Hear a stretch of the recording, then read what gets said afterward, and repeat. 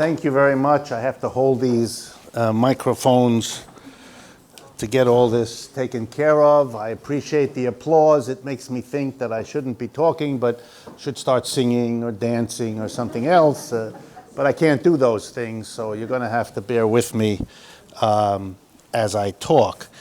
For those of you, and we're a little bit larger tonight than we normally are, which I'm grateful for. I'm sorry for those of you that don't have chairs. I don't know what to say other than I hope you can tolerate standing for a while. And I hope to make it interesting enough that you'll forget that you're standing up. The way this normally works is I do a number of shorter updates about what has happened economically since the last month's meeting, and then I go into a major discussion of one or two issues that seem to be on people's minds having to do with economics. Tonight we're going to do a slight variation on that because we have the artwork at the end and we have a book signing for the new book that's coming out. I'm going to do a couple of short updates at the beginning, as I always do, and then I'm going to take the bull by the horns, be a little bit ambitious, and try to present to you what I think is a solution for the economic crises that is now engulfing the United States and most of the rest of the world. So bear with me. I'm going to try to do that and make the case for it. Partly I do that because it belongs in this kind of a monthly update series, and partly because I want you to take a chance at buying a book which makes this case much more thoroughly than I can do in an evening. And that's the book that's going to be sold at the back of the room. It's just been released. I want to thank Haymarket Books for publishing this book. The editor in the corner there, Anthony, if you don't mind standing up so people know that you're here.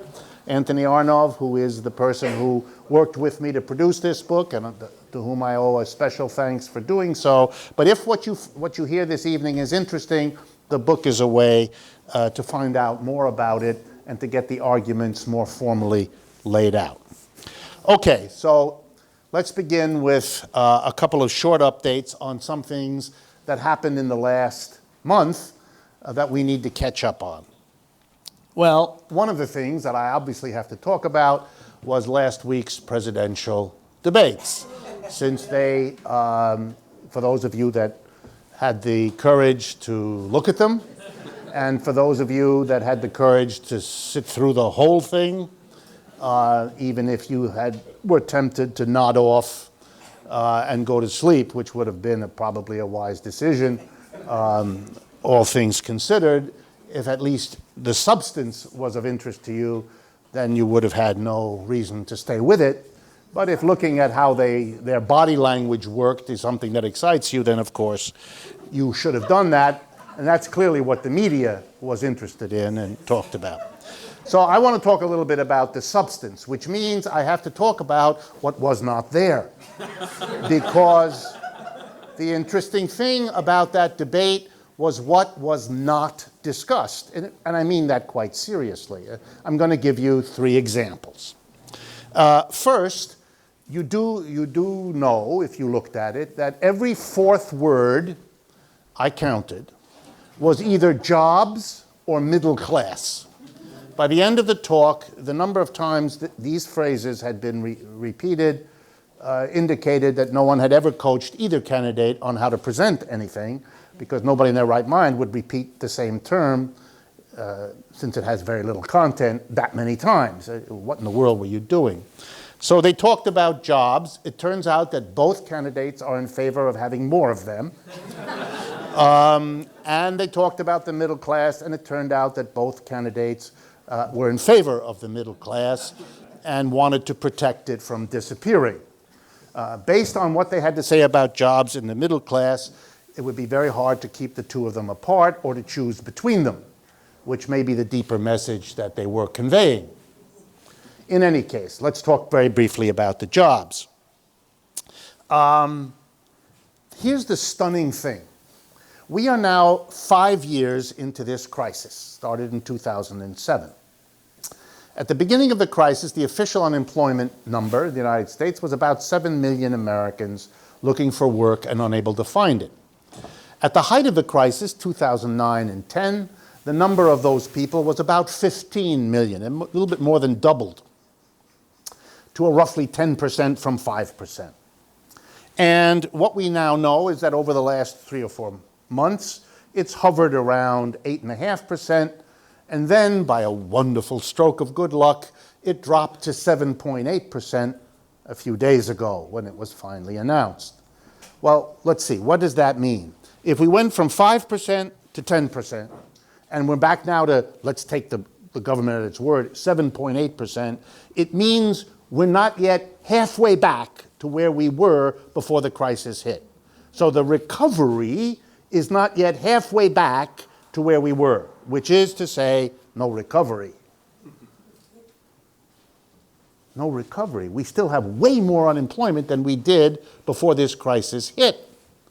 Okay, that means that 5 years of the following policy, promoted by Mr. Bush in his final year and a half and by Mr. Obama throughout his term, has been the policy described as follows: encouraging the private sector by incentive and other means to hire more people. That's been the policy, Bush and Obama. Well, that one didn't work. It didn't put people back to work. It didn't even get us back to the 5% or 7 million people unemployed. Not as though that's a very good number for 2007, but relative to what happened in the 5 years since, it looks good now. Well, we didn't get back to that. We didn't get halfway back to that from the 10%. So relying on the private sector to solve the problem is a policy that did not work. But that's not my point. Here's my point about what wasn't discussed. The last time we had unemployment on this scale was the Great Depression of the 1930s. What was done then is interesting. Roosevelt, as I've mentioned to you before, went on the radio in 1934, and he said roughly these words: if the private sector either cannot or will not provide work for the tens of millions of Americans who want a job, then there is no alternative but for me, said our president, to create the jobs. The federal government, he said, will create and fill 12.5 million jobs, which they did in the subsequent 6 or 8 years. Public employment by the government was the way to put millions of people back to work, to give them the self-esteem that comes from having a job, to give them the income you get when you have a job, which enables you to make your home payment so you don't lose your house, etc., etc. So the solution we had in our history is public employment. Neither Mr. Romney nor Mr. Obama said one word about public employment. It's as if in a discussion where they said they were so concerned about jobs, the obvious solution taken by the last American president faced with a comparable crisis was unavailable to either candidate at any time. It's a discussion about solving the unemployment problem, which is based on an amnesia about American history, shared by both candidates, since neither one had any thought about it. Stunning, if you think about it. A stunning omission, absence. And once you know about it, it's one of those famous absences that speaks louder than all the presence that was going on. By the way, footnote. Earlier this week, a frequent critic of the government, who has become less critical in recent months, Paul Krugman, wrote an essay in which he celebrates the Obama administration for having put a lot of people back to work, and angry at Mr. Romney for somehow not acknowledging it. But I noticed that Mr. Krugman also has not one word to say about a way to solve the unemployment problem. Oh, it would take, I don't know, a week for the federal government to hire these people. Lord knows we know what we need. We need hundreds of thousands of teachers. We need hundreds of thousands of people to do something about an environmental crisis we're living through. We don't have any shortage of good work to do. And according to the Federal Reserve, 1/5, 20% of our tools, equipment, and raw materials are sitting idle. That's what the Federal Reserve announced. So we have the tools, the equipment, the factory space, the office space for the people to work in. We have the people who want the jobs, and we have lots of work that needs to get done. But we live in an economic system that can't put it together. But that's not available to Mr. Romney to say, and it's not available for Mr. Obama to say, and it's not available for Mr. Krugman to point out either. Too bad. Too bad. Second example of something that wasn't discussed, but should have been. There was a lot of attention about our health care system. Oh, about Medicare and Medicaid and so forth. Numbers were thrown around. The numbers didn't make much sense. They weren't connected to what the men were saying, and they didn't cohere into a story, which is what put a lot of people to sleep. Numbers being what they are to begin with, and numbers poorly presented, even less interesting, and so people nodded off. But here's the single most important fact about our medical system that obviously should have been debated. For those of you not familiar with it, the United States as a nation spends more on its medical care than any other advanced country. Nobody's even close. We spend a fortune. But the outcome, our health, is mediocre. We're near the bottom among industrial countries in measures like longevity, how long we live, incidence of cancer, incidence of heart disease, number of children who make it to the first birthday of a year living. And so all these indices that are used all over the world by the World Health Organization, by that standard, we don't have very good outcome, but we spend a fortune. Okay, we're a country that pays attention to this sort of thing. We're spending a fortune, we're not getting very much. That's the problem. That ought to be addressed. What is the cause, and what are the two candidates going to do about this? And on that subject, you would have heard nothing. Nothing. Zilch. Extraordinary. A discussion of these subjects that has nothing to say. Last point. To go back for the history for a minute, how did Roosevelt pay for the solution to the unemployment problem in the 1930s that he found? By the way, not a complete solution, not at all. But in the end, he did a lot for unemployed people. He gave them a job. But of course, to give them a job meant you had to pay them. And if you had to pay them, you had to get the money. And in the middle of a depression, where do you get the money to pay millions of people?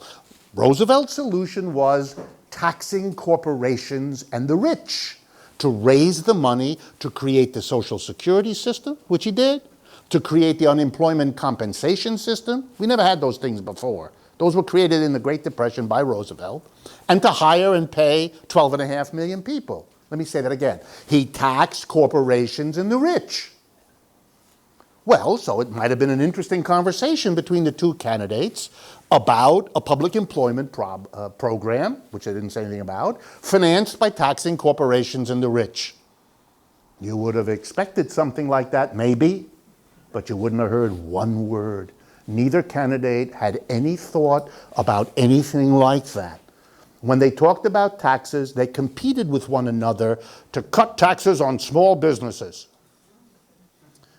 And the excuse was the wonderful remark that I've heard all my life: small businesses create most of the jobs in America, which is true. The following sentence is also true. Small businesses fire most of the people who lose their job, because small business is a revolving door. That part is left out, because we make obeisance. We celebrate small businesses because we all think that they're beautiful, especially when compared to big businesses where they are ugly. They're very strange.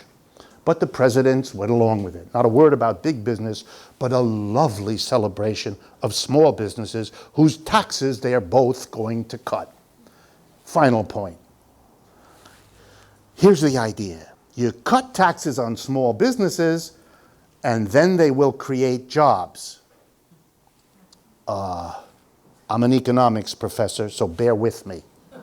When you cut the tax of a business, large, small, medium, what you've done is said to the business, money you used to give to the government in a tax, you don't have to give anymore. That part is clear. What the private enterprise does with the money it no longer pays in taxes is up to it to decide. They might use it to hire people. That's possible. Is that required? No. Is that automatic? No. Are there other things they could do? Yes. Do they often do them? Yeah. Let's go through. They could take the money that they don't spend in taxes and give themselves higher salaries. Do they do that? Uh-huh. Do they beautify the grounds of the office? Yeah. Yeah. And you know something, in the last 10 years, if they actually use some of the money they save in taxes to create jobs, it's mostly jobs in other countries where the wages are cheaper. So what does it do for American job creation? Nothing. Cutting taxes is no guarantee for creating jobs. It never was, and it makes no sense. But the genius of those two candidates was to equate the cutting of taxes on small business with the creation of jobs. Extraordinary. You wrote that in an exam in economics, you flunk. You haven't understood it. And that's not just me from the left, that's everybody. Second short update is about France in Europe, because something is going on in France that bears watching. On the one hand, France is a remarkable country because of what it did this year, which it never did before. The French turned away from a conservative government led by a man whose name you may have noticed, Nicolas Sarkozy, not a French name, but Nicolas Sarkozy was the prime minister from the conservative side of French politics, who was committed to austerity, who hugged Mrs. Merkel from Germany, who's the head of Germany on a regular basis, which wasn't because of her physical charm. She doesn't have much of that anyway, but and he has Italian models that he circulates through. In any case, Mr. Sarkozy was defeated. He was defeated by the head of the French Socialist Party. François Hollande became the president of France, which means the socialists had the top of the government. But in two other elections during this year, 2012, the Socialist Party also won in the Senate, the upper house of the French Parliament, which the socialists haven't controlled for 50 years. And a few weeks after the vote for president, the socialists also won in the Assemblée Nationale, which is like our House of Representatives. So the socialists control all three parts of the French government. It's a socialist government. The number of Americans who are not aware of this is an overwhelming majority, because it would be uncomfortable to think that socialists win elections. Makes you wonder about the usefulness of elections, doesn't it? But the French did that. And the government of the socialists was committed to opposing austerity. Mr. Hollande in his campaign and the socialists in their campaigns, where they won everything, were committed to two very important steps. One, to raise the top income tax bracket from the 45% that it was, ours is 35%, theirs was already higher, 45%, to 75%, which they have done. Everybody who earns $1.3 million, 1 million euros, if you earn $1.3 million or more, every dollar above, well, every euro above 1 million euros, you're going to have to give the French government 75% of it, and you keep a quarter. Okay, so that was tough. And the second thing, he was going to hire, I believe it was 50,000 or 40,000 teachers for the French public school system. So there was, see that? We're not for austerity, we're going to tax the rich, and we're going to create jobs. In the last 3 weeks, the right wing and the business and the rich in France have gone to work against him. A number of the French richest people have announced they're applying for citizenship in other countries. The head of the LVMH, what does it stand for again? What? Louis Vuitton, thank you. You're ahead of me on these things. The Louis Vuitton empire, Bernard Pinault, I think, or whatever his name is, announced that he's going to apply for Belgian citizenship.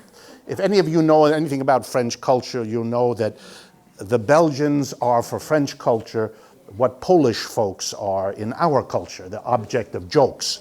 Histoire belge is a French term for what we would say in America, Polish joke, a joke at the expense of Polish people. Well, the French like to make jokes at the expense of the Belgian people. So for a French person to say he's applying for Belgian citizenship is probably a joke, except he meant it because he didn't want to pay the taxes he would have to pay in France. And a whole lot of other people have chimed in on this too, and Mr. Hollande is terrified that there's going to be a reaction of the credit markets, and so he is now becoming less so. He is becoming a socialist who is going to do some austerity. You might think of Mr. Hollande as imposing austerity light, diet austerity, instead of the real McCoy. But there's a very great danger here. The Socialist Party of Greece is the leader. They impose austerity, having also, like Hollande, run for office the last time they ran on an anti-austerity program. They got in, they imposed austerity. From being the biggest party in Greece, the #1 political party, they are now running a distant third. They have lost their hold on the Greek politicians and the Greek political life. Socialism in Greece destroyed itself by becoming an advocate of austerity. The French socialists look to be going down that road too, and that will have enormous implications across Europe and is something I think you should pay some attention to as we go forward. Meanwhile, Greece has now been given 10 days from today, counting today, to come up with the final set of impositions on their people, of cutbacks and austerity. And no one knows what's going to happen. The threat is not to give them the bailouts that were promised to them if they don't make these steps. These steps include cutting pensions, cutting salaries, cutting government programs on a scale no one has seen in Europe for a long time. Greek civil servants, and that's the majority of people in Greece who work for the government, that's been true for years, are now getting paid, on average, 40% less than they were earning in euros in May of 2010. That's how much it's been cut. And they're now being demanded to cut more. That's what austerity means in Europe. And that's what it will mean here, unless something changes. So these are things to pay attention to. So much for the shorter updates. I want to turn now, for the rest of today, to the major topic, which is, if I dare say so, a solution, a way forward, something to do to try to solve the problems of economic systems in the world today, here in the United States. Much of what I do, and much of what many of you have seen me do, is talk about problems in our economic system, such as I just finished doing. Things that shouldn't be the way they are, things that aren't working out, things that are omitted when they should be the focus. But now I want to talk about what do we do? It's a question that has come to me more and more in the last year, as people have figured out that this is a system that doesn't work. And then they ask me, okay, very nice, we now understand it doesn't work, but what in the world do you put in its place? What do we do? Perfectly good question. And at first I was hesitant to go there, worried about any proposal I might make. So I spent a lot of time trying to come up with what I think is a solution and to justify why I think it's the solution. And the book, Democracy at Work, does that, and I want to give you, in a sense, an overview of that now. So let me do that. I'm going to begin by talking a little bit about the failures of the capitalist system we live in now. I do it all the time. I'm not going to spend a lot of time.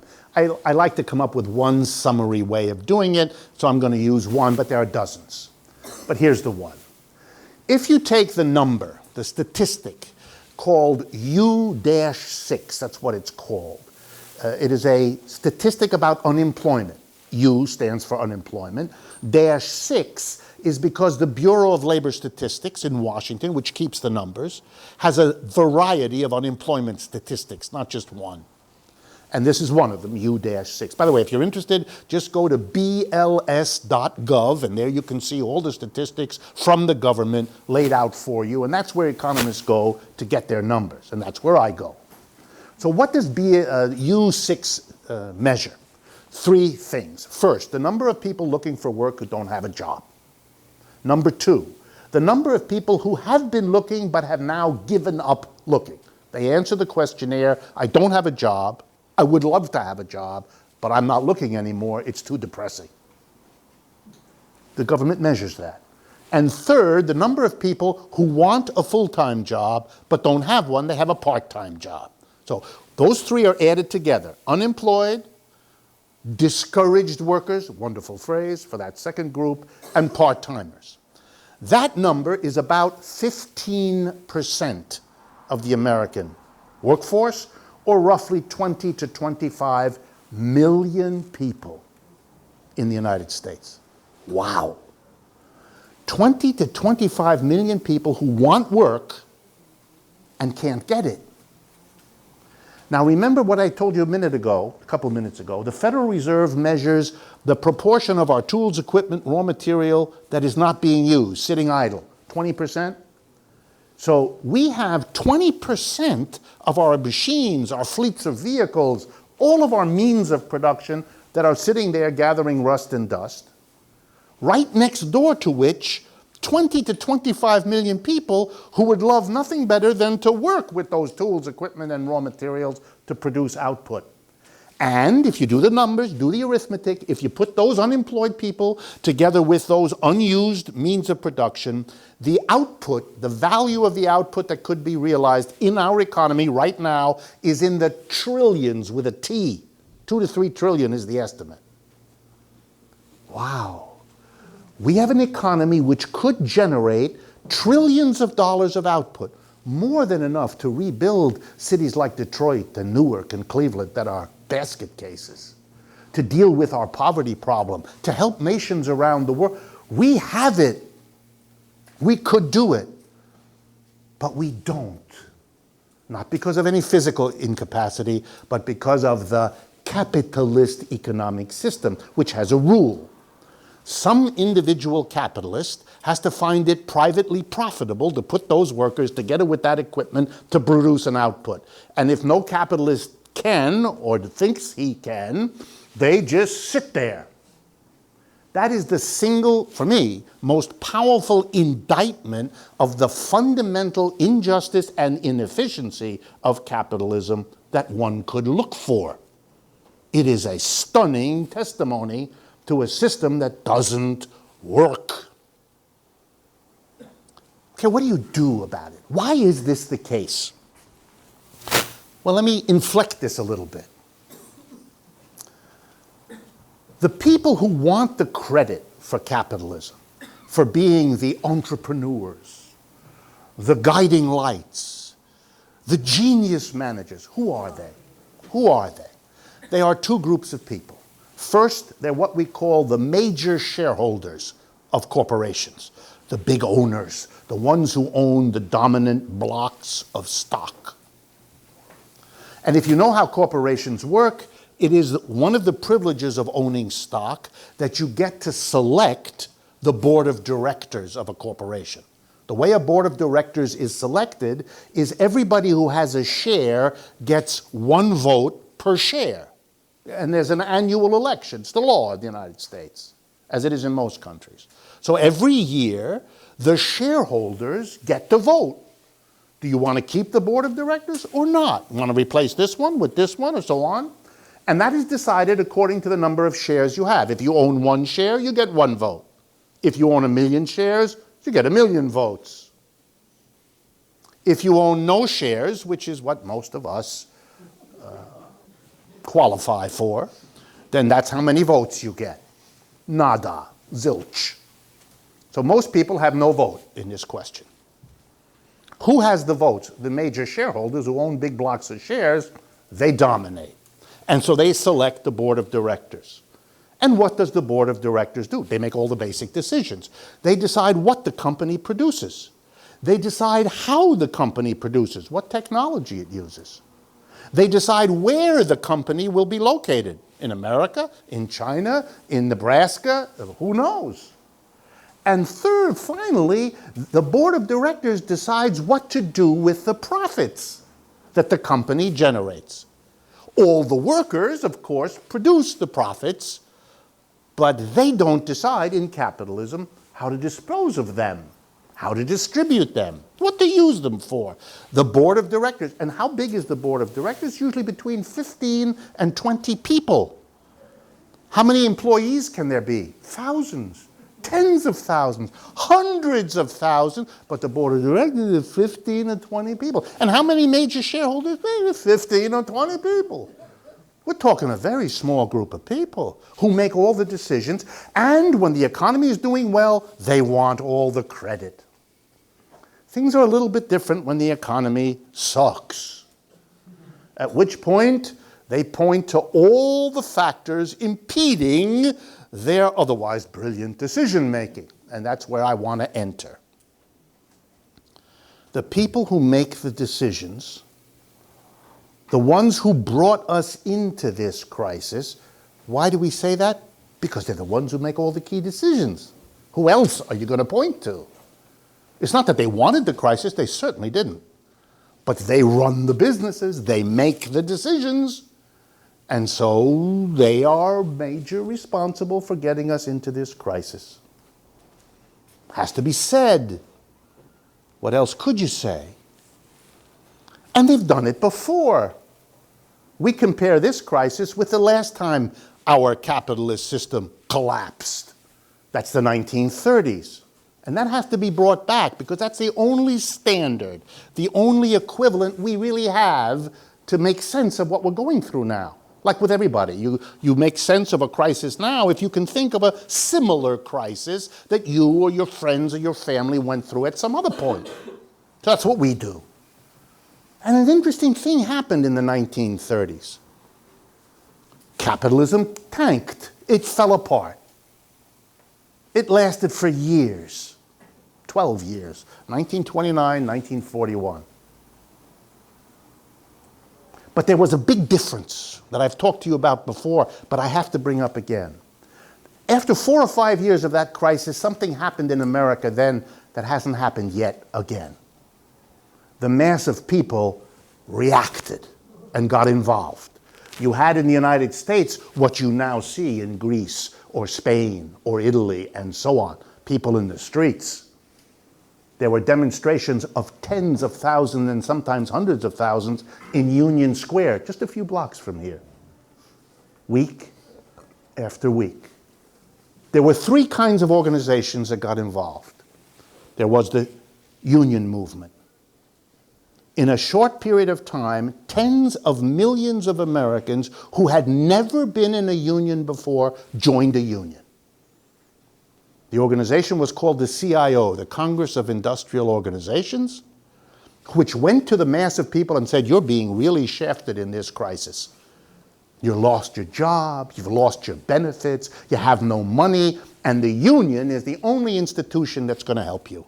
So you better join it and make it strong because it's your only chance. And millions of Americans agreed and joined. The second organization was a group of parties who used the name socialist parties of various kinds. They basically said capitalism is a system that's no good. We need an organization to either force it to change or to go beyond it. And the third organization was the Communist Party, which said more or less the same thing, but pushed maybe a bit harder. And there was lots of overlap between the CIO and the socialists and the communists. They worked together. And they represented tens of millions of people, and they said to the president, Roosevelt, you better do something for the mass of people. None of this crap about bailing out the big banks, which he was doing, and helping the big corporations, which he was doing. That's not enough. You've got to do for the people at the bottom, the millions unemployed, the millions losing their homes through foreclosure and so on. And if you don't, they wag their fingers at him, then we socialists and communists we're going to overthrow this system. And to make the point, they pointed over there to Russia, where this had happened a little while earlier, and said, don't think it can't happen here. Okay? Franklin. The man had a very complicated first name. Other people are simply called Frank. But if you come from the upper classes, you're Franklin, because it's got more heft to it. So Mr. Franklin Delano Roosevelt was a good politician. He heard these people. He knew they represented tens of millions. So what did he do? Very important. He went to the corporations and the rich, and he said to them, they didn't want to hear it. He knew that, but he came from that group. He knew them all personally. He said, you have to give me a lot of money right now. A lot.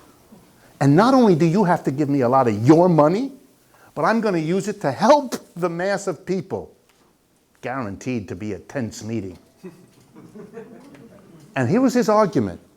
You better do it, because if you don't, down the road behind me are coming the socialists and the communists, and they're going to offer you a lot worse deal. So here's what. You give me a lot of money, I'll take care of them. I'll help the mass of people the way they've never been helped before. But on one condition, I'll help them. Don't mess with capitalism. Let the industries be the way they are, with the major shareholders having all the power to select the board of directors, which makes all the decisions. Leave that part of capitalism alone. If you do that, you socialist, you communist, you CIO, I will give the mass of people a good deal. He split the rich people and the corporations. Half of them bought this argument. They were scared. They saw the same demonstrations in the streets. Half of them never bought the argument, became the implacable enemies of Mr. Roosevelt. The people who now control the Republican Party, but who were doing that all the way back. But it was enough to get half of them. And Roosevelt went to the socialists, communists, and CIO. Okay, we got a deal. Yes, they said. We'll downplay the revolution. Not all of them, but most of them did. And Roosevelt created the Social Security system. He said to Americans, if you're over 65 and you've spent a lifetime working, I'm going to take care of you for the rest of your life. In the midst of a depression when there was no money, like the people say today, the government said, I'm going to give you all money, a monthly check, you old people, until you drop dead. No one ever heard of that before. A public pension for everybody. Telling the old people, you're not going to have to live on cat food. And your children are not going to be burdened by taking care of. We're going to take care of you. And when no sooner was that done than he announced the development of an unemployment compensation system. That had never been done before either. You lose your job, we'll give you a check every week for a long time. Have a nice day. And no sooner was that done than he said, and now, the icing on the cake, I'm going to create and fill 12.5 million jobs and give you all work. Where did the money for this come from? He taxed the corporations and the rich. And what he didn't get from them in taxes, he borrowed. And there was no discussion. They didn't say, well, maybe I'll lend it to you. No. You're giving it to us. You're lucky we didn't tax it all. You're going to give us a lot. And they did. And that was the deal.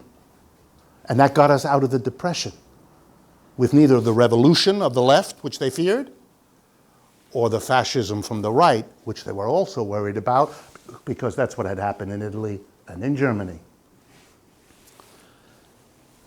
But, and here comes the punchline, they never touched the corporation and how it's organized. They left in place the major shareholders and the board of directors. And guess what happened? The board of directors and the shareholders, they didn't like this deal that Roosevelt forced down their throat. They accepted it, but they weren't happy. And by 1945, which was only a few years later, Roosevelt dead, World War II over, the corporations, shareholders, and board of directors went to work to undo everything Roosevelt had done. How did they do it? Number one, they went after the socialists and communists. They knew who made Roosevelt do what he did, and they destroyed them, which is why those political parties are as small and as weak today as they are in this country. And they went to work to destroy the labor movement, which is why it is as small and weak today, having had 50 years of decline. They knew that was the basis on which Roosevelt acted. So they had to destroy that basis. They had to destroy the organization of the working class from the left. We live in the results of that.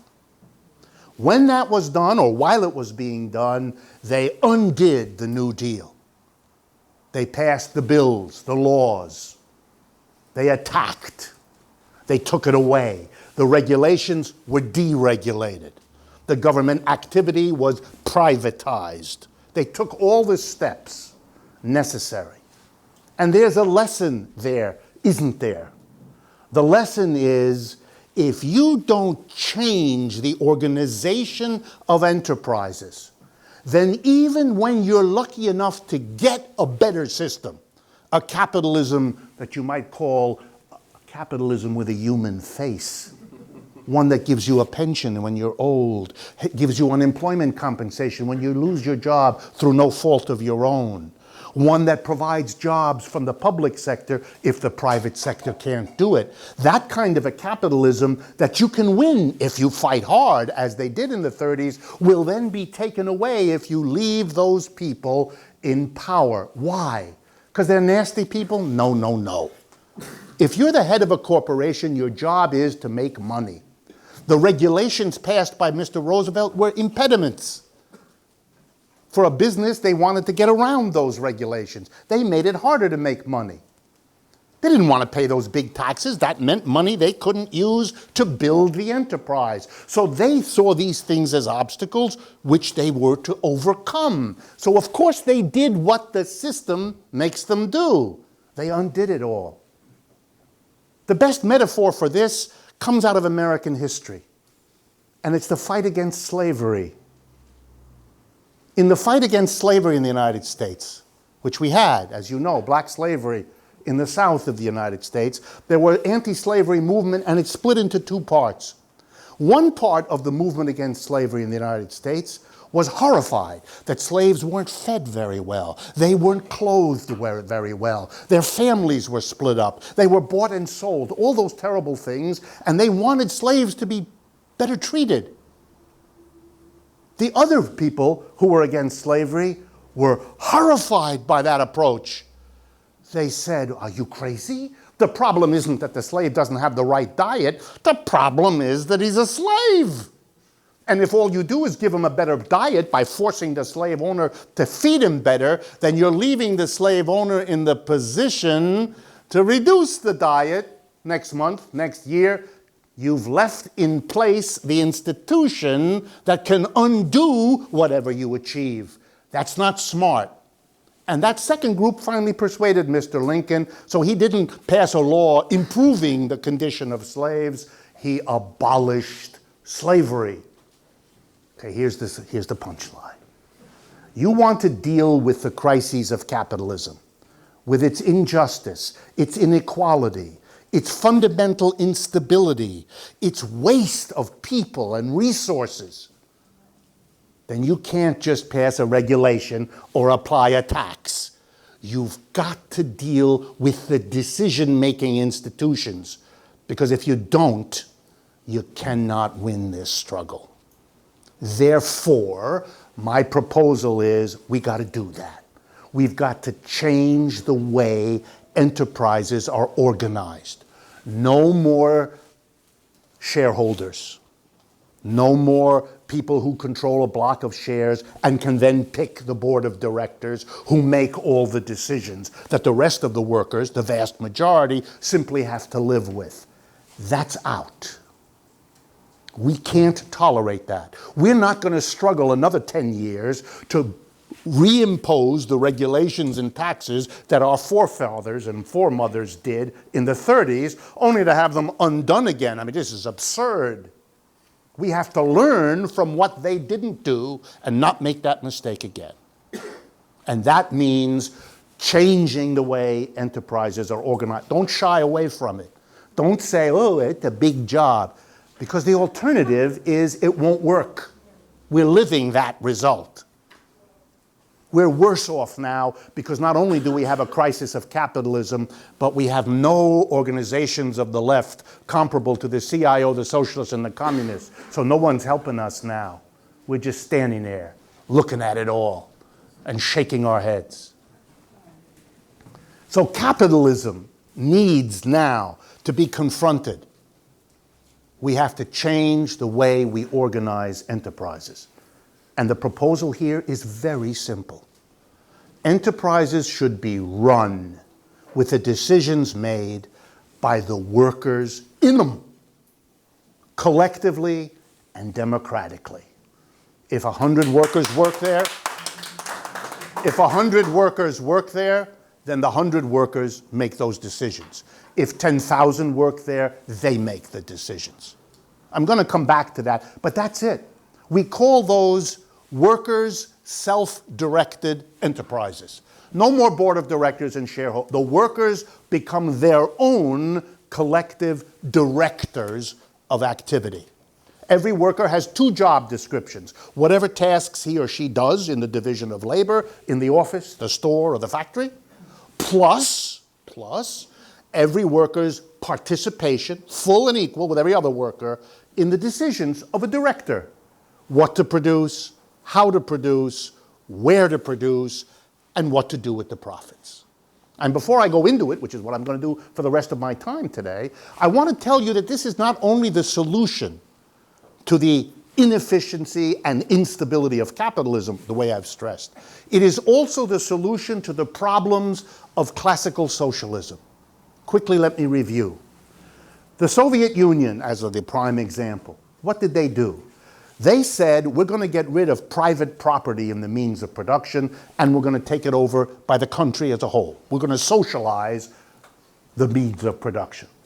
We take them away from the private owners and run by the state in the interest of everybody. And the second thing they did is we're not going to allow the market to determine who gets what. That's going to be done by government planning. Instead of markets planning, instead of private property, socialized property. That was the plan. That's what the Russian Revolution introduced. That's what the Chinese Revolution introduced. That's what the Cuban Revolution, and so on. What did it do? It did many things. I wish I had the time, and sometime I will. But here I want to make a central point. It had also profound flaws. First, it didn't change the organization of the enterprise. The board of directors selected by the shareholders was gone. But in its place, the government put in commissars. It sent people that were government officials. The enterprise now had a board of directors, but they weren't elected by shareholders, they were selected by the government. That didn't change. The workers still came to work 5 days a week, produced, and the decisions about what to produce, how to produce, where to produce, and what to do with the profits was made by the government officials. Likewise, when you give such power to the government, the power to own the means of production and the power to distribute goods and services, you're giving the government a stunning amount of power, and unless you're awfully careful, they're going to use that power in ways you're going to come to regret, which we all know happened. So you've got to come up with a way to make sure that this problem doesn't exist. And it's all the more powerful because we know that in the end, those systems have dissolved, not by external attack, but by the weight of their own contradictions. Russia imploded. China is going through a fundamental shift. The Cubans likewise, and so on. So what do? I have the same answer. You transform the enterprises. You make them run by the workers themselves. That creates the political power at the base of society that's a counterweight to the government. The only way the government can survive is then to get taxes from the enterprises owned and operated by the workers in them. Then the government can't do whatever it wants. It has to come to terms. It's an institutional way to overcome the concentration of power at the top. And it's an institutional way to transform the tensions of enterprises, which survived because Government officials are just as odious as the people elected by shareholders in many cases. So you've overcome that. So this is a proposal that addresses not only the failures of capitalism, but the failures of its major 20th century alternative, that classical socialism, and maybe is the basis for a whole new idea of what socialism will represent in the 21st century, which is not centralized planning, but rather workers becoming, finally, the masters of their own lives. So let me talk about how that might work to conclude this. All right.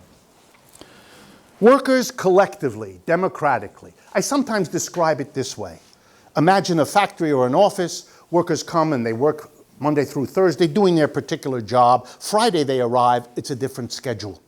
They sit around all day having meetings and deciding what to produce, how to produce, where to produce, and what to do with the profits. They literally function as their own board of directors, doing what boards of directors always did. But now it's done by the workers themselves. Wow. What would that mean? Well, let me just tantalize you with some of the delicious possibilities. But it's very serious. Let me begin with the easy ones. Do you think the workers, if they were sitting around in an office, a store, or a factory, would decide, hey, I got an idea. We can make a bit more profit than we're making now if we just shut down this workplace and reopen in China? Unlikely. The self-destruction of people doesn't usually go that far. They're not going to do it. They're just not going to do it. What an interesting idea. They're not going to do it. Here's another thought. Do you think if a new technology for whatever the company makes is introduced, but it happens to have a side effect, it pollutes the air, or it pollutes the water, or it introduces a machine that's too loud, or a chemical that is toxic? Now, if you had a board of directors elected by shareholders sitting in New York or LA, they might say, well, we'll make more profit, we'll tell the workers we have a fan, don't worry about it. Yeah, but the workers, if they made the decision themselves, since they have to breathe it, and their wives and husbands and children and neighbors, not so quick. You want to do something about environmental degradation, here's a way to do it. Just like you want to do something about jobs leaving the country, there's a way to do it. But I'm just getting started. Here's a bigger one.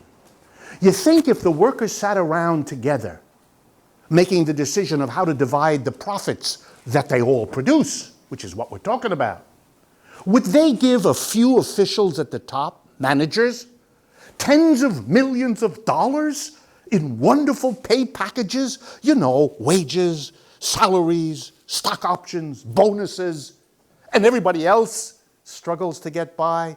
I don't think so. If the decisions were made democratically, you know what? They distribute the profits much more equally. Some would get more and less, of course, but they wouldn't be giving some people $25 million a year and everybody else nothing. They wouldn't do that. The single most powerful way I can think of to do something about the inequality of wealth and income in the United States that almost everybody complains about would be this idea. Because if you made the collective of workers in every enterprise distribute the wealth, they'd never distribute it as unequally as is now done by the boards of directors who give themselves the monstrous salaries. Do you want to do something about inequality? Do this. Do this. What an amazing thing. Let's talk about it some more. How might it work? Well, here's some questions that are raised that I want to answer. Gee, it takes a special skill to be a director. You kind of have to know the bigger picture. You can't go to East Tennessee State Community College. That's good for working at the bottom. But if you want to be a director, you need to go to Princeton or Harvard or places like that. Here's the very old idea. The mass of workers isn't competent to run. Now, this should sound familiar to you For those of you that remember the history of how we in Western society finally got over 1,000 years of kings and princes and emperors and czars, and we got to this idea everybody should have a vote, there were those conservatives who said, are you crazy? Running a country is something you need to be a king to do. An average schmuck, or whatever the equivalent was, can't do that. If we don't have the king, who, as we all know, and as they reminded us, talks to God almost as often as Republicans do, then, if we didn't have that, why, our society would fall. We can't leave power in the hands of the average person. They're too stupid. They're too uneducated. Well, the eventual answer of the mass of people was to separate those kinds of folks from their own heads, which ended the argument definitively. And we went on to have a voting system, which we call democracy. And guess what? Society didn't fall apart. Civilization didn't come to an end. All of the dire predictions about the incapacity of the mass of people to participate in their own governance turned out to be, to use a technical term from political science, bullshit. Okay? I got a thought for you. The incompetence of workers to manage their own workplace is the same argument. It's the same silly idea. You think the people who run America's enterprises were born with the capacity to govern the enterprise? Stop. We have colleges for them. We have specialized schools for them called Master of Business Administration. That's where you learn to do these things. You have to learn it because nobody knows it. It's something you learn. It doesn't take very long. And most graduates tell you, we didn't learn all that much. But it was good to go because I made good connections. Oh, I see. That's what it's about, connections. The learning part is little. Here's a thought. You could organize enterprises so that not only did everybody participate in directing, but that there were ongoing courses available to everybody all the time during your work life, where if you felt deficient in any area, there would be people who would, in whatever way you like, teach you this. Precisely so that everybody could participate. Wow. Your job and your education would be woven together. Going to work would also be going to school. What an interesting idea. You might go to a job to learn something. It might be exciting. The bar that you pass on the way home from your job would no longer advertise happy hour because you knew what the hours were before you got there. Because you would begin to be, I don't know, happy at work. Can you imagine? Because you'd be learning, you'd be participating, you'd be exploring your own capabilities. Here's another thought.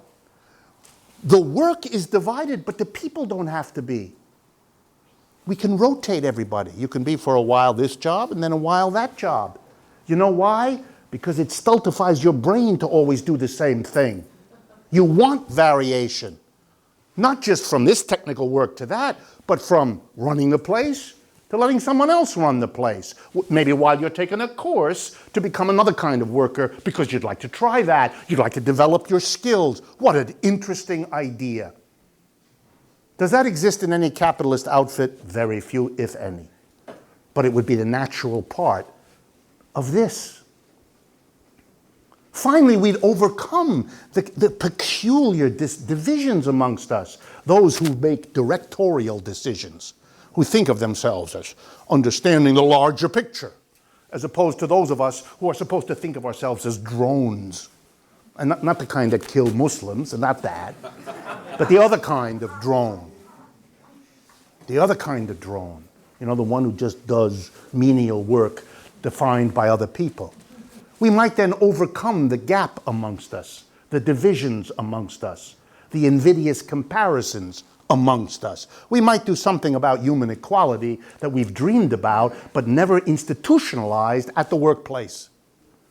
What an interesting idea. Now let me address another dimension of this. And you see what I'm doing? I'm making the best case I can for this. And I have to, because it's either ignored or dismissed when there's no justification for either. Here's another one. Well, these things might work, but it's only on small enterprises. 5 people could do it, and maybe 10. But anything bigger than that, And if you look around, most co-ops that you see, where people try to do, they're kind of small, I love this argument. The answer to this argument is just the history of capitalism. Capitalism grew out of another system in Europe called feudalism. Most of Europe, for say the period from 500 to 1000 AD, was feudalism. Big, or not so big, plantations, feudal manors they were called, big areas of land, lots of serfs. When capitalism grew, when capitalism emerged, depending on when you count, 16th, 17th, 18th century, guess how it started everywhere? Small. An capitalist with 3 workers, or 6 workers, or 9 workers. And the feudal lords all congratulated themselves. Yeah, it's scary, but it's little. It only applies to little. Guess what? It starts little, but it gets big. It manages. It makes adjustments, but it manages.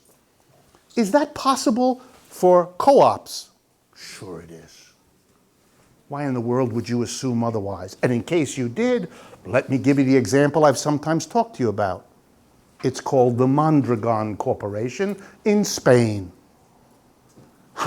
It's a worker self-directed enterprise. That's what it is. And how many people work for the Mondragon Corporation? 120,000. Thank you very much. Over 50 years, they started as 6 people in the north of Spain, a priest and 6 people. Not an auspicious beginning. A priest, 6 people. Not good. But here we are. They are now the largest corporation in the north of Spain and the 7th largest corporation in all of Spain. Did they manage the transition from small to big? Mm-hmm. Here's another topic. Well, these things are very nice and people would love each other and it would be charming, but they could never compete with capitalist enterprise. They can't. How are they going to compete with a tough capitalist enterprise? And the answer is easy. Let me explain. Some of you know, I'm sure nobody in this room would qualify for what I'm about to say, but some of you know a little bit, that if you work in a capitalist enterprise, it has been known to happen that at the end of the day, when you go home, you take a stapler with you. Don't you? Some of you are smiling. You've heard of it. I'm sure you never did it. Or a ream of paper, or a pen, or a chair, or a computer component, right? Right. And you do that for all kinds of complicated reasons. But you rob the employer blind. Every employer knows it. The biggest, in case you're not aware, the biggest source of theft most corporations of America believe are their own employees, who are, of course, in the best position to do that. And they do. And suppose you, as an employee of a capitalist enterprise, you notice on your way out of the office that the lights are all on. And you remember the employer giving you a memo, or 6, telling you, if you see the lights on before you go home, turn them off. To which your response is, screw you. Why the hell should I turn off the lights? Not my problem. It's your problem. The mice need to see where they're going. And I like mice. And I don't care that you don't like mice. And I could spend a lot of time at night trying to figure out a better way to make something. But why should I do that? That would just help you in your profits. I'd rather watch the presidential debate. So what would happen in a collective enterprise run by the workers? It's their own enterprise. It's their own enterprise. Of course they're going to turn off the light.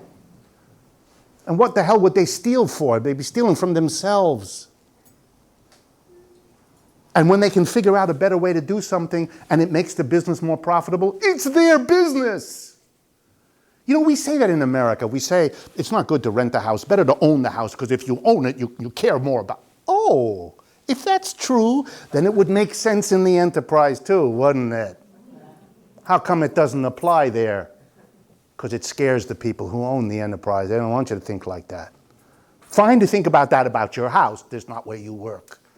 That doesn't work, friends. That's illogical. Here's another difference. When a capitalist enterprise prices what they produce, a good or a service, they have to cover the cost of the materials that go into it, of course, and they have to cover the labor, they pay the wages, they pay their workers, but they have to cover something else, the profits they give to the shareholders. That the price has to be high enough to generate the profits. But a worker-owned and operated enterprise doesn't have shareholders, doesn't have to raise the price to cover the distribution of profits to the shareholders, so their price can be lower, which will enable them to outcompete the capitalist. Look at that. Turns out that they can compete real well. And again, here's the clue. Mondragon Corporation has an iron rule, which they explained to me when I visited there this last May. Every co-op enterprise within the large Mondragon Corporation has to compete in the larger capitalist economy. No unit of the Mondragon Corporation will buy from another unit if they can get a better or a cheaper equivalent from a private capitalist enterprise. So everyone inside that corporation had to be competitive, and they were. That's how they got to go from 6 to 120,000. They were successful capitalist competitors. In San Francisco, there's a group of 5 or 6 bakeries called the Arizmendi Bakeries. They're all worker co-op, self-directed enterprises. Arizmendi, by the way, is the name they chose because it's the name of the priest in northern Spain who started Mondragon. And it was in honor of him that they took that name. So, they're very competitive. If you go to them, you get an espresso and a Danish or a croissant or whatever it is you want, and you can do it at a competitive price. And they've been growing. They've made enough money with the bakeries they started with 1, so they now have 6 or 5. So competition, not a problem. Wow. Wow. Last couple of points. How do people feel who work in such a place? Not a minor matter. Well, here I'm going to give you some evidence from an American example that most people don't know about and that even the people involved in don't think about in the way I'm talking.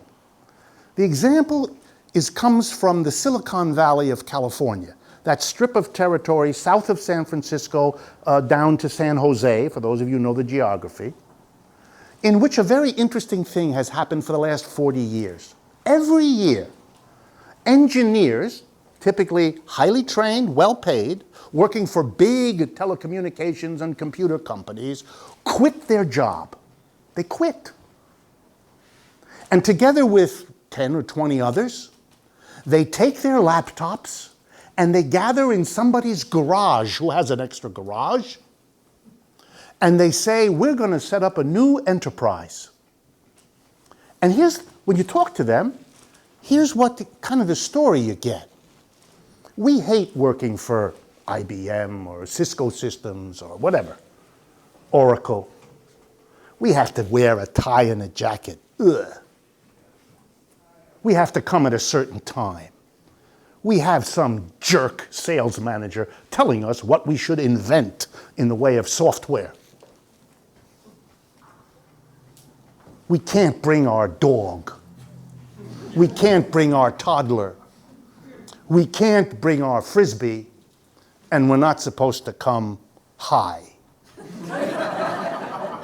And if you know what an engineer in California is like, these are serious limits on what he or she would like to do. But worst of all, we don't like what we're told to do. We have no freedom. We can't be creative. We don't do very good work.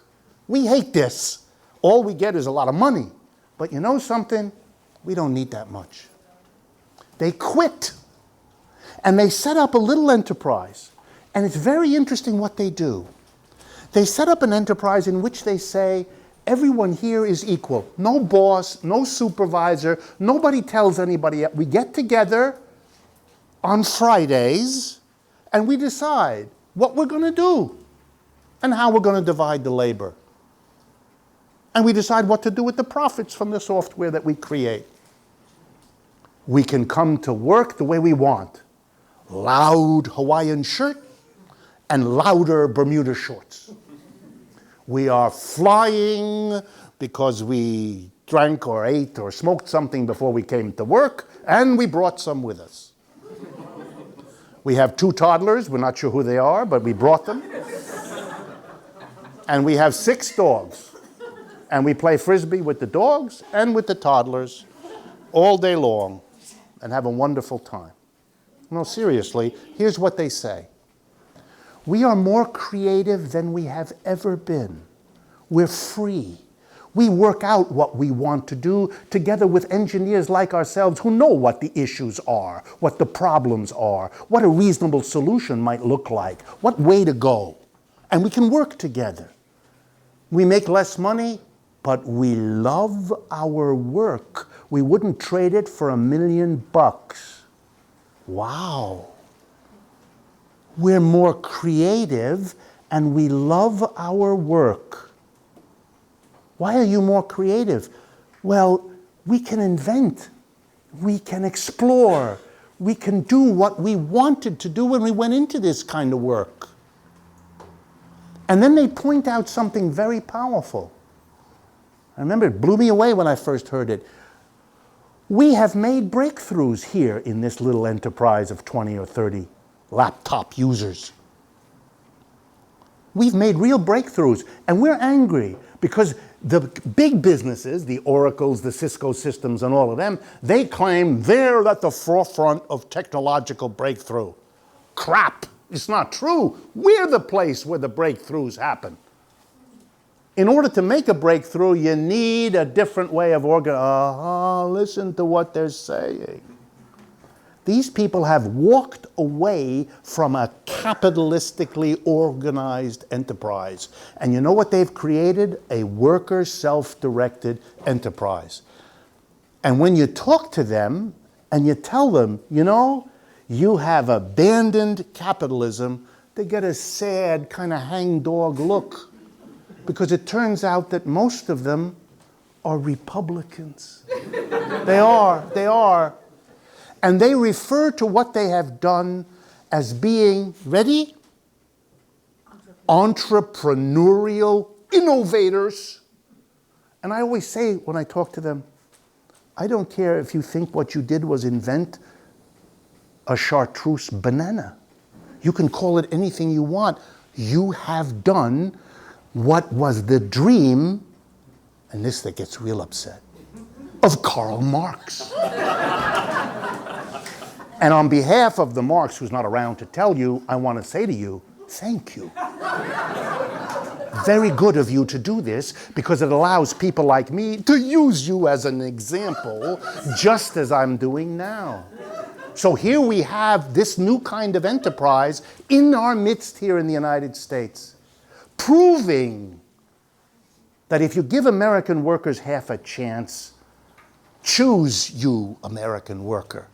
You want to go to work in a top-down hierarchical capitalist enterprise? Be my guest. But if you'd rather try to work in an environment of equals who make the decisions, where you can be a director as well as a drone, well, you could try this. Of course, you could only try them if the United States gave you the freedom of choice, which it doesn't.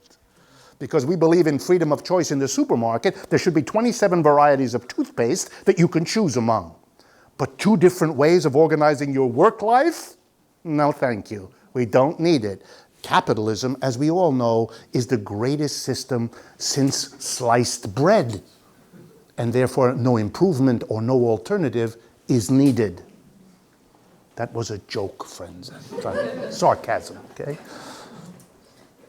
So it turns out that if you give workers a chance, they will make these choices. They will surprise you. And when you think about it, it's not so hard to understand why. Could it be done in the United States? Of course it could.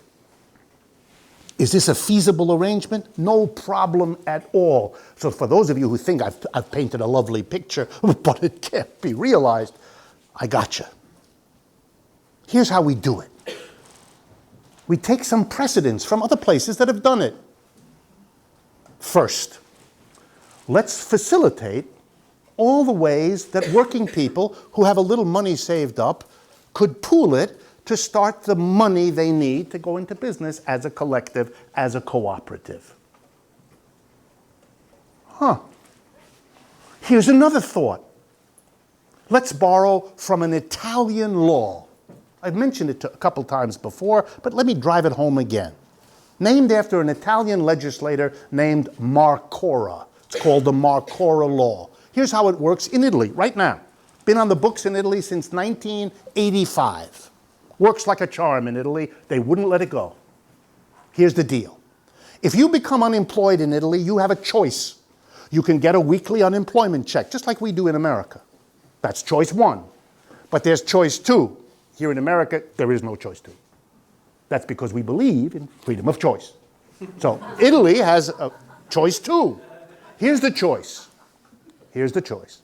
The Italian government will give you your entire 2 to 3 years of unemployment benefits, weekly check, in a lump sum right now at the beginning.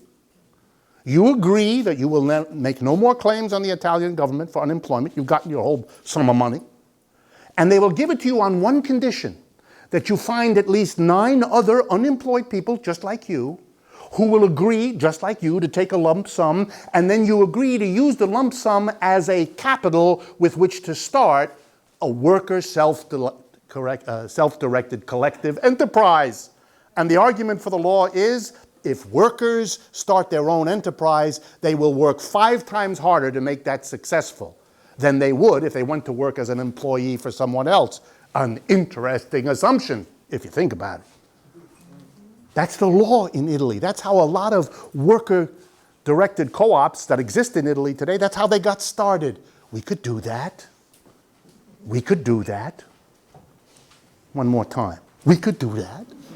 Here's another thing we could do. We could take a page from the existing law in the United States. We have in this country, as you know, something called the Small Business Administration. The idea is that big businesses have advantages over little ones in America, and the little ones need to level the playing field, so there's a special branch of the government to give small businesses cheap loans, technical advice, to give them some help. We've been doing that for many decades in America. Here's another one, the Minority Business Administration, to help minority businesses get off the ground. I got a thought.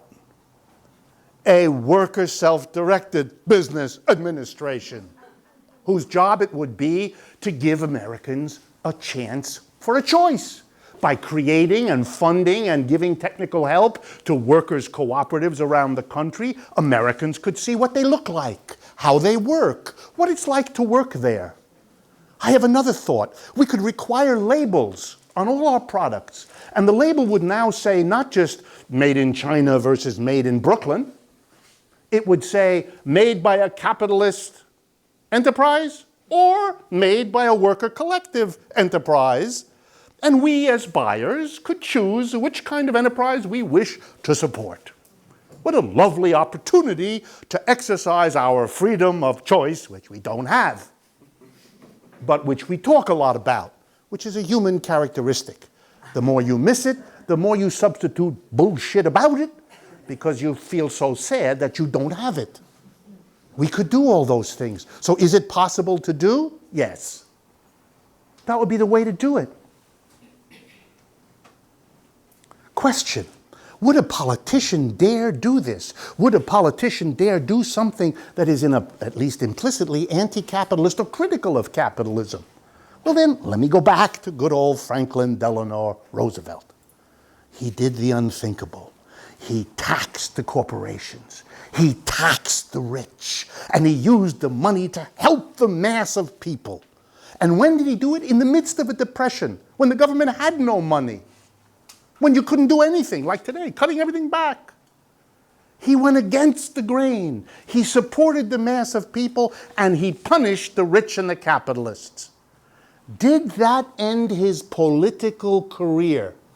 On the contrary, Roosevelt was re-elected president 4 consecutive times. No president in American history ever came close to that. Never before was a president loved and voted in so overwhelmingly.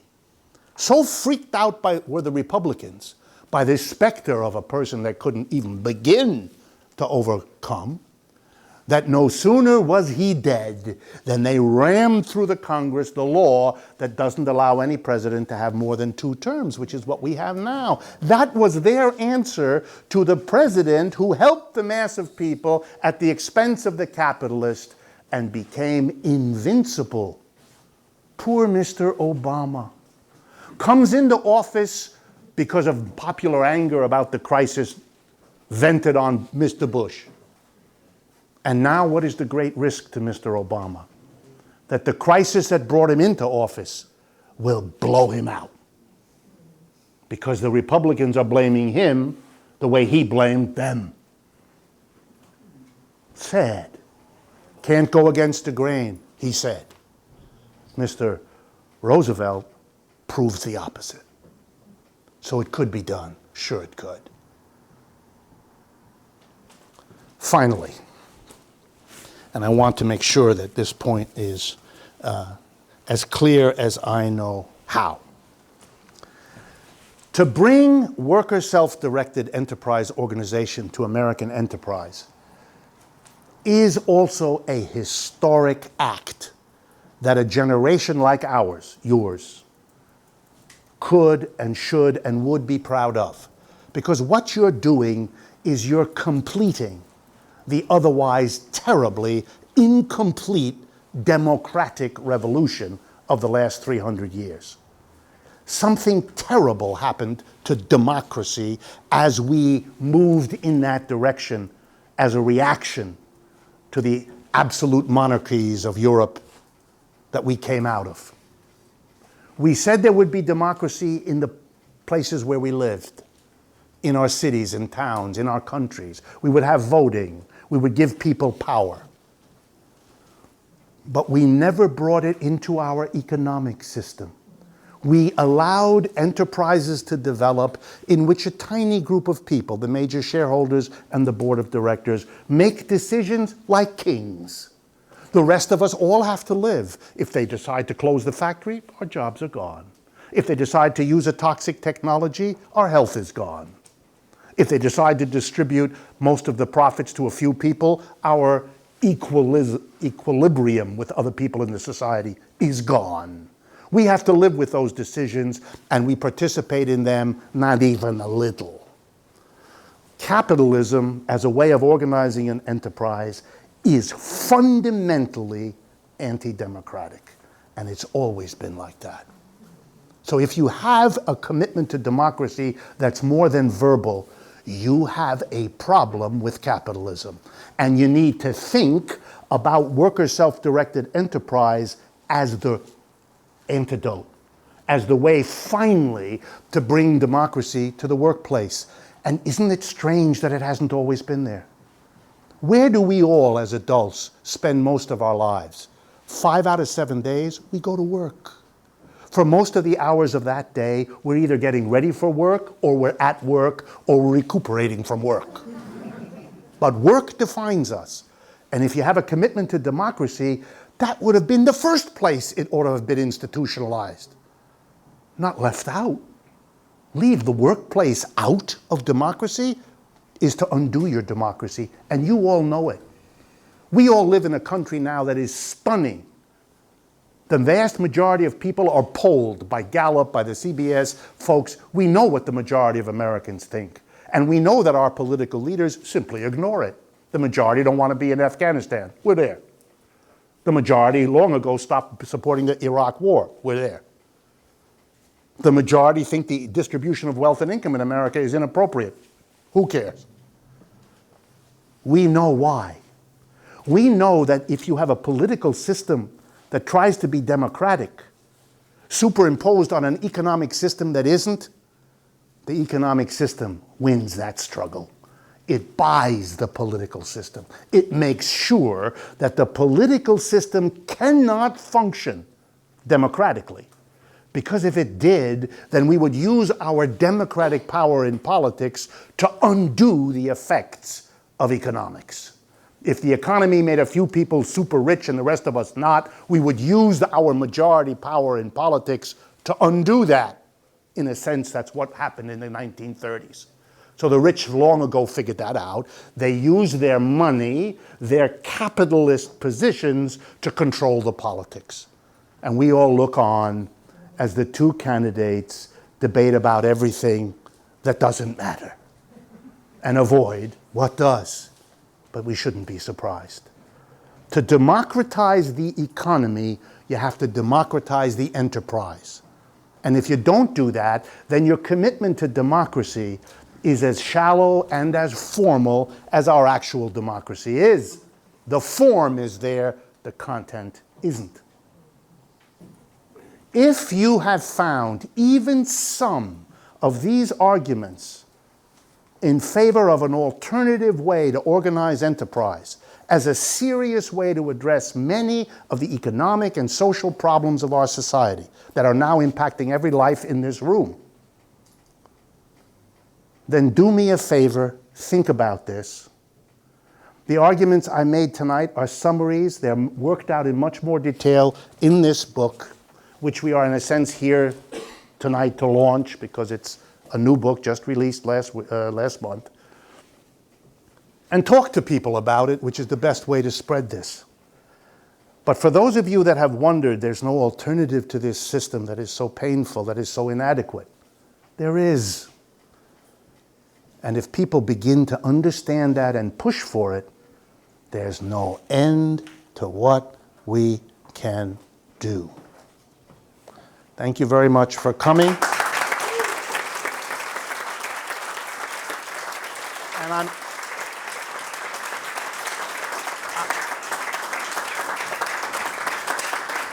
I'm going to turn it over to Jen, who's going to remind you about the art project we would like you to participate in. But one personal note. As I hope you can see from the way I present these ideas, I am having the time of my life. And that's because, and there's a simple reason, my message isn't different from what it was 5 and 10 years ago. So that's not the reason. The reason is that the audiences across this country keep expanding with their numbers, their enthusiasm, their openness. Something is shifting in the United States on a scale I have never seen in my lifetime, and I was born here. Way better than anything that happened in the 1960s. So don't feel down. This is an opportunity, the likes of which do not come but